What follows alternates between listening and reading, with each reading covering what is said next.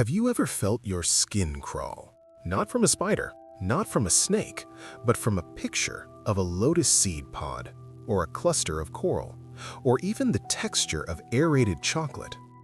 If you are between 25 and 45 years old, in the next 60 seconds, you will understand exactly why your brain reacts to holes as if they were poison. And, most importantly, how to reprogram that response using the latest neuroscience from Harvard. This is trypophobia, from the Greek trypa, meaning hole, and phobos, meaning fear. Except that is the first mistake science made. It is not really fear, it is disgust. The DSM-5 doesn't officially recognize it yet, but the data is undeniable.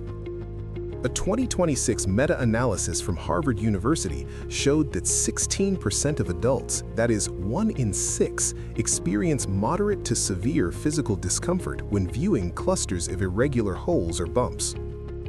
The symptoms are not subtle. Your heart rate spikes, you get goosebumps, your stomach turns, you feel the urge to scratch your skin. Some people feel nauseous, but here's what's fascinating. You are not afraid of the holes. You are disgusted by what the holes represent. This distinction is not semantic, it is the key to unlocking the circuit. The key player here is not the amygdala, your fear center, it is the Insula Cortex. Located deep inside the lateral sulcus, the insula is your brain's interoception hub. Interoception means sense of the internal state of the body. It is why you feel your heartbeat when you are anxious. It is why you feel butterflies before a speech. But the insula has a second, older job: pathogen avoidance. When you see mold on bread, your insula activates. When you smell rotten meat, your insula activates. When you see skin with smallpox scars or parasitic infections, your insula activates with one command: stay away, contamination risk. Here's the problem. Your insula is not sophisticated. It does not do object recognition. It detects visual contrast frequency. Lotus seed pods, coral, aerated chocolate, honeycomb, they all share a specific mathematical property: high contrast clusters at the center of a low contrast background. To your insula, that visual signature is indistinguishable from the patterns on a diseased skin graft or a colony of parasitic eggs. A 2025 study from the Max Planck Institute proved this. When researchers showed trypophobic subjects images of both diseased tissue and harmless lotus pods, the insula activation was identical. There was no statistical difference. Your brain cannot tell the difference between a lotus pod and a parasitic infection. It doesn't even try. It errs on the side of survival. This is not a design flaw. It is a 60-million-year-old insurance policy, and like any insurance policy, it carries a premium. The premium is that 1 in 6 of you now feels nauseous looking at chocolate. So how do you fix a circuit that is 60 million years old? You don't turn it off, you recategorize.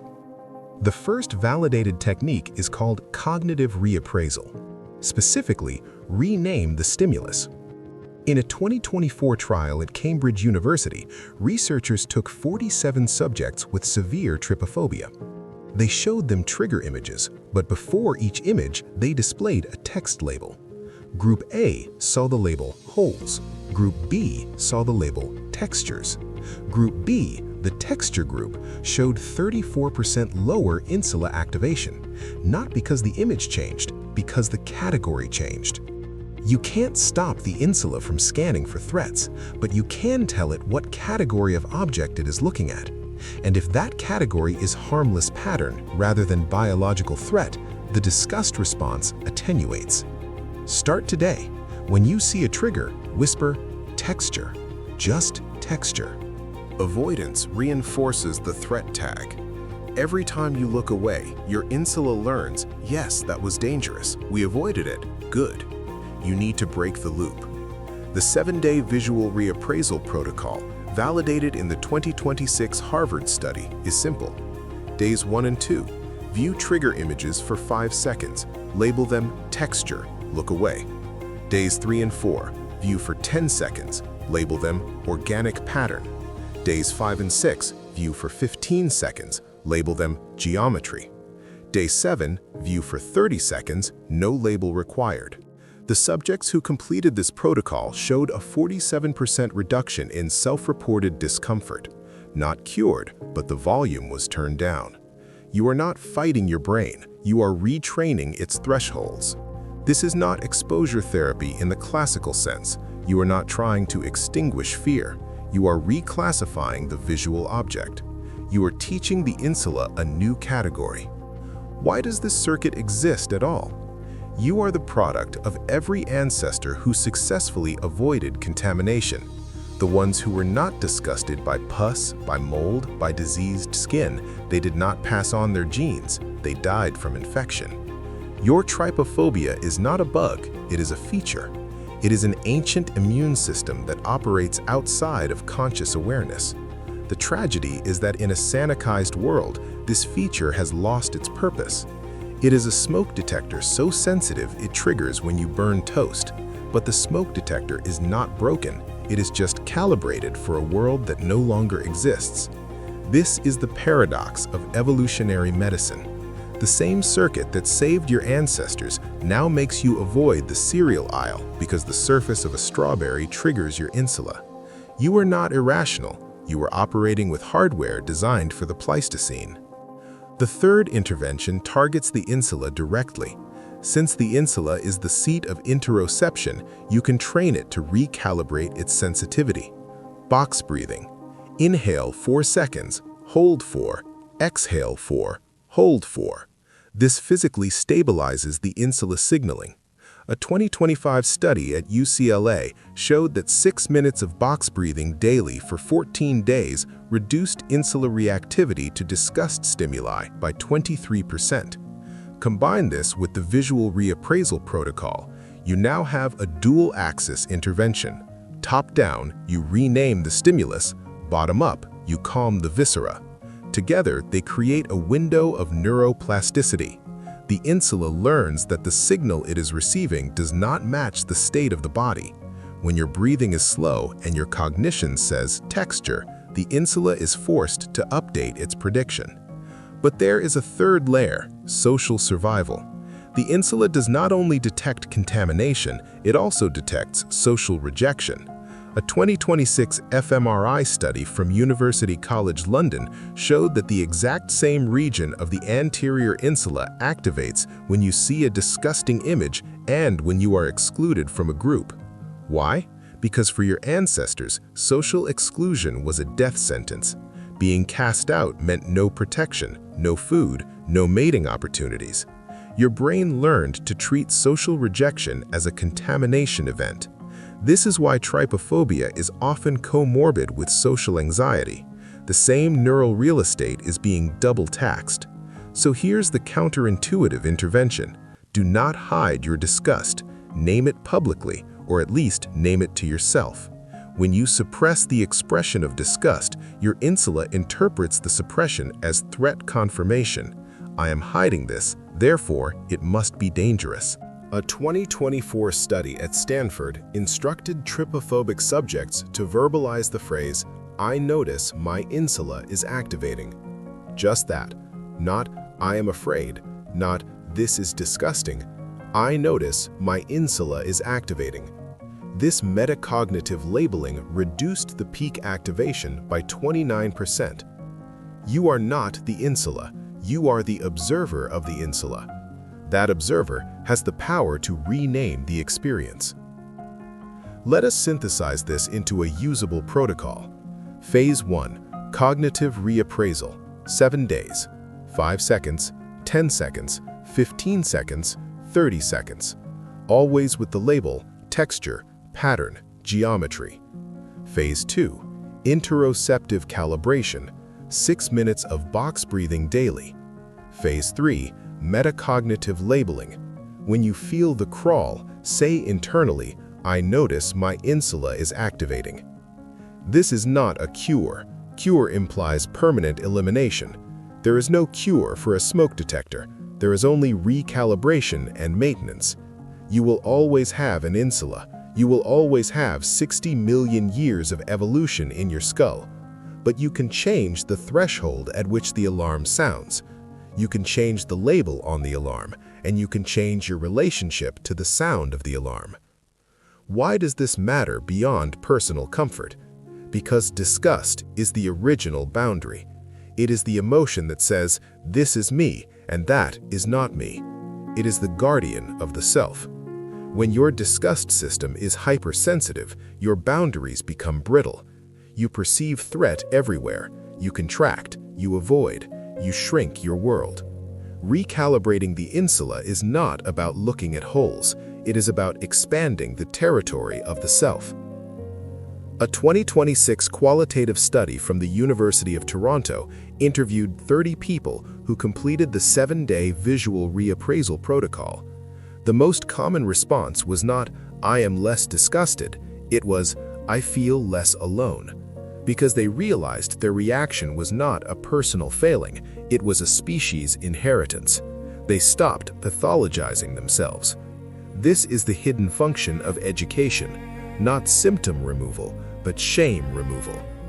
So let us be extremely clear about what trypophobia is and is not. It is not a disorder. It is not evidence of trauma.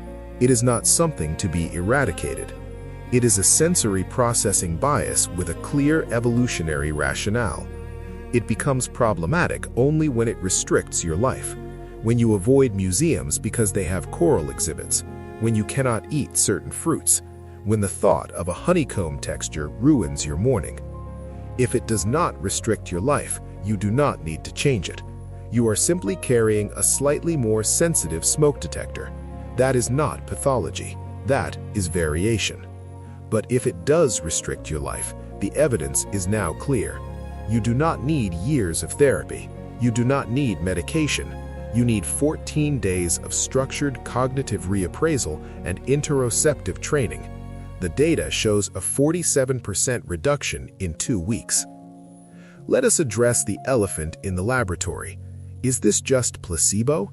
The 2026 Harvard trial included a sham training group. They performed the same viewing durations but labeled the images randomly: tree, car, cloud. Their insula activation did not decrease. The effect is label-specific.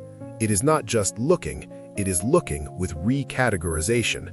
The brain believes what you tell it, provided you tell it consistently. Now we arrive at the question you opened this video with. Why does your brain react to holes as if they were poison? You now have the full answer. Neurologically, because your insula cannot distinguish high-contrast clusters from contaminated biological tissue. Evolutionarily, because your ancestors who were repelled by such patterns outlived those who were not. Practically, because no one ever taught your insula that lotus pods are not parasites. The answer is not a single fact. It is a circuit diagram. Insula detects pattern. Pattern matches threat template. Threat template triggers disgust. Disgust triggers avoidance. Avoidance reinforces template. This is the loop, and you now have the tools to break it at 3 points: the label, the breath, the observation. You do not need to dismantle the entire circuit. You only need to insert a single edit. What would it mean to live with a recalibrated insula? It does not mean you will love the texture of coral. It means you will not avoid the museum. It does not mean you will crave lotus seeds. It means you will not feel your stomach turn when you see them in a documentary. It means the circuit still fires, but the volume is at 3, not 8. It means you stop scanning your environment for patterns to fear. This is the difference between living in a world of threats and living in a world of textures. The stimulus does not change, the interpretation does, and the interpretation is under your control. Not instantly, not effortlessly, but systematically. 7 days of labeling, 6 minutes of breathing, 1 sentence of observation. That is the investment. The return is a piece of your perceptual freedom. Let us summarize the 3 key points. 1. Neurology. Trypophobia is not fear, it is disgust. The engine is the Insula Cortex. It mistakes visual contrast for contaminated biological tissue. 2. Evolution. This circuit is 60 million years old. It saved your ancestors. It is not your enemy. It is your inheritance. 3. Solution. You cannot turn it off.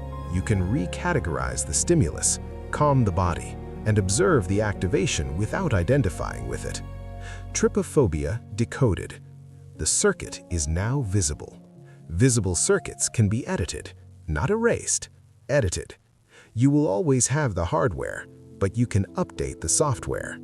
This is not a metaphor. This is the literal definition of neuroplasticity. Synaptic connections weaken when predictions fail. Every time you label a whole cluster as texture and your insula does not receive a contamination signal, the connection weakens slightly. In the next episode of the Insula trilogy, we move from decoding the circuit to the full 21-day dismantling protocol. Disgust, contamination fear, and the body boundary. You now understand why your brain does this. Next, how to systematically rewire it. The knowledge is yours. The choice to apply it is also yours. This is the anatomy of fear. We do not eliminate, we edit.